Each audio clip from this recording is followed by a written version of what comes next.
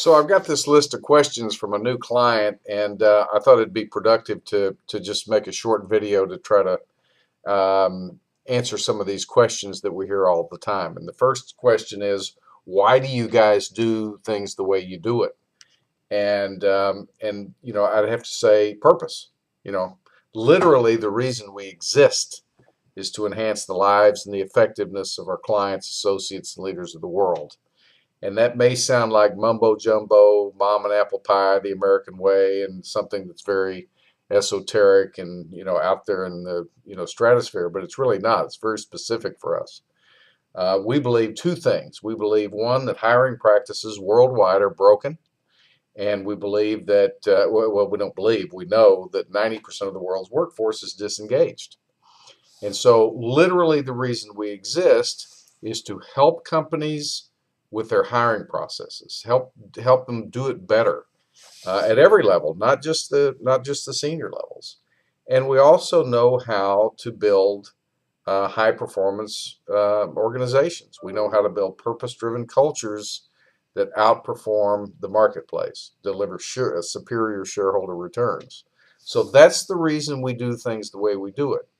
Now, the client with whom we're speaking is particularly interested in a CEO search, so he had specific questions about that process and how it's different and why we do the things we do, why we offer a 2-year guarantee, why our stick rate is 92. We claim 92%, is probably a little better than that.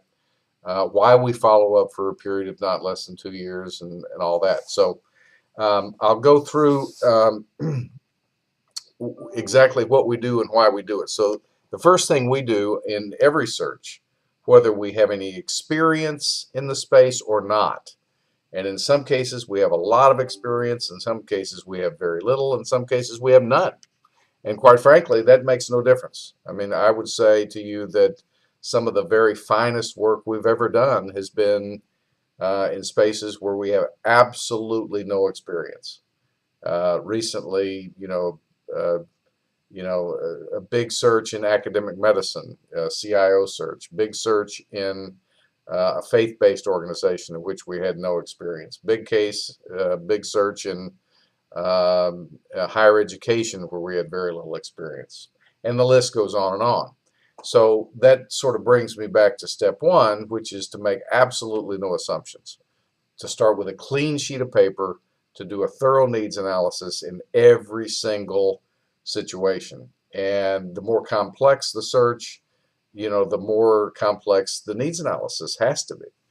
In a recent CEO search we did, we literally conducted one-on-one interviews and did surveys with 22 stakeholders, board members, positions that reported directly to the CEO, the two owners, the existing CEO, and so there was over 100 man hours that went into that needs analysis to produce what is step two in the process, which is a spec that accurately describes exactly who and what we're looking for.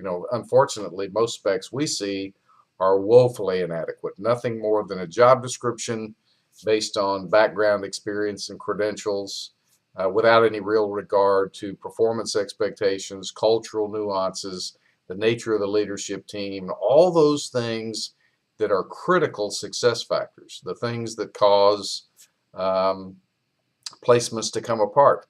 It's unfortunate. It's an unfortunate reality, an inconvenient truth, if you will, that almost 50% of every executive hire goes bad within 2 years. Many of them within 18 months.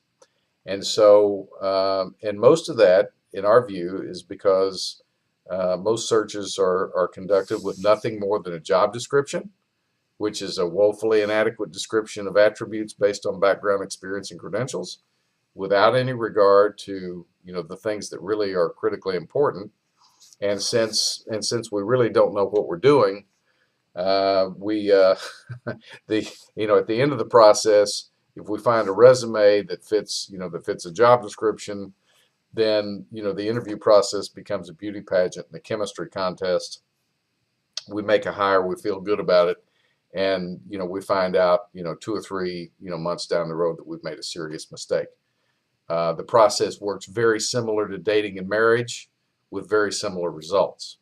So we produce a spec that clearly articulates exactly who and what we're looking for, and then we design the strategy for the search, a roadmap, if you will, where we're going to go look. And that's a collaborative exercise with the client. And our objective is to bring the best possible talent to the marketplace and not just a suitable slate. And that's a very different proposition, to bring the best talent to the marketplace. So that requires mapping of the space. It requires use of very advanced predictive analytics. And it is in using all of those tools and in a commitment to bring the best possible talent to the marketplace that we canvass the space and then bring all of the candidates, substantially all, that would be possibilities for that particular engagement. And then we use our proprietary assessments that have been developed over 22 years to assess candidates against a very specific set of criteria. And that's a painstaking process. It is very, very common in our process for a candidate who looks perfect on paper, who's excited about the assignment, to get into our proprietary assessments, which will take them 8 to 10 hours to complete, and have them discover or realize that they are not ideal for this position. And that's what we want. We want people to self-select out early in the process, and not at the offer stage, or worse yet, 6 months after they go to work. So the assessments are critically important, and that's why the search, while it can be executed quickly, many times in 100 days or less, it does take some time for candidates to be assessed. And then before we ever present candidates to our finalist candidates to our client, we go through what we call 360-degree reference audits. And those audits are typically subordinates, superiors, and peers, 2 of each. And they usually take between 25 and 30 minutes. We guarantee each reference anonymity. They're almost always very interested in the process and very willing to cooperate. We typically ask 8 open-ended questions to which we want open-ended answers. We record those. We ask each reference to rate each candidate on 50 or so different attributes, and those attributes will change, because each one of these steps of the process is customized for the particular engagement. But it's in doing those 360-degree reference audits that we start to see patterns. Every candidate, regardless of who he or she is, has strengths and weaknesses. We've all got them. And so in doing, reference audits with 6 people across, subordinates, superiors, and peers, we see patterns. We see strengths and weaknesses. And those are very, very key to being able to introduce a new candidate to a client, to have him or her understand their strengths, weaknesses, proclivities, and so forth. And by the time we present candidates, we will typically have a report that is 35 to 40 pages, and that will very clearly represent the candidate. So it's not a sales process. It's about assessing fit. So we try as best we can to sell an opportunity, to have worked with the client to develop a very compelling story about that answers the so what question. Why an A player who's head down and happy, doing a great job for somebody else, would want to come talk to us about our client's opportunity. In other words, we have to answer the so what question. And so in getting into the assessment at the very end, and in completing all of the paperwork, our clients will take a look at a package of information, and if they read it, they will fully understand the candidate's motivation, why they want to do the job, what they're all about, what their values are, how they're aligned, and that's really what this is all about. When we see, searches fall apart, it is not because there's a disconnect between a job description and a resume. That's almost never the case. It's almost always, the failures, and we've been studying this for 20 years, 22 years actually, and studied over 4,000 failed placements.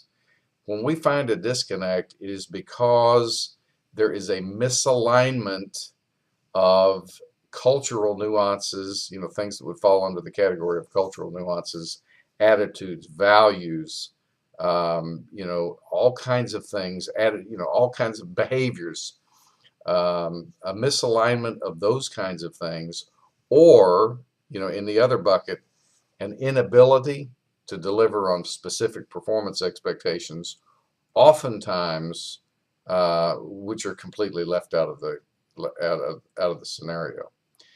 So the reason we do things the way we do them is because they tend to work. So they tend to produce really good results.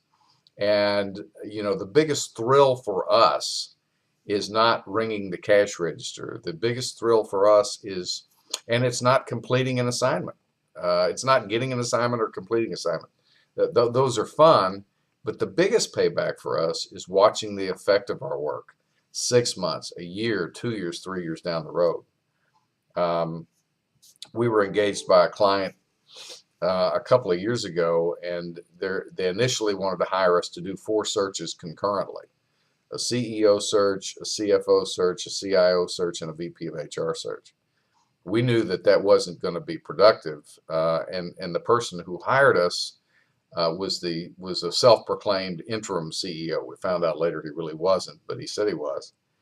And so after asking a series of questions, we discovered that there really was no clearly articulated or articulatable strategy or vision or any of those kinds of things. So we suggested that we go in and do an organizational review first, and that would reveal, the organization's strengths, weaknesses, opportunities, threats, their propensity for, doing certain kinds of things, their readiness for change. And after having done that, we had a very, very clear view of, and by the way, the study just really revealed some amazing things, pricing opportunities, the company didn't know they had, lots and lots of opportunities. But we had a very clear vision of what kind of leadership was going to be necessary to take that organization forward.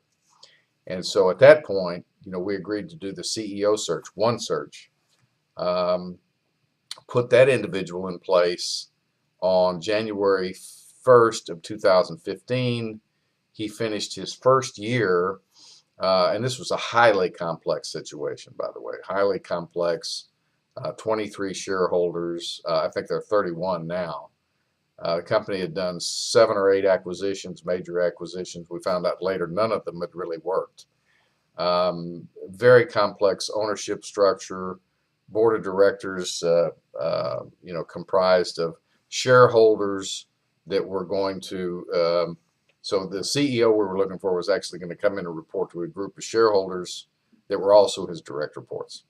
Very, very, very difficult situation, but workable. And so the individual that we placed in January of 2015 finished his first year 41% ahead of the best year the firm had ever had, with a corresponding improvement in operating margin percentage. And this year, as of today, he is on track to finish 2016 with about a 28%, between a 25 and 30% increase over last year, which was a 41% increase over the best year they've ever had.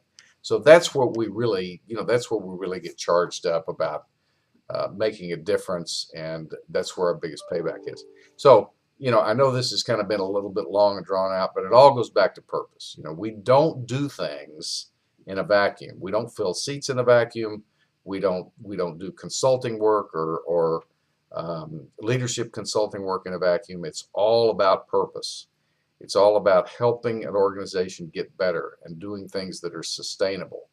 And so I hope that helps you understand why we do the things we do. So hope you have a great day.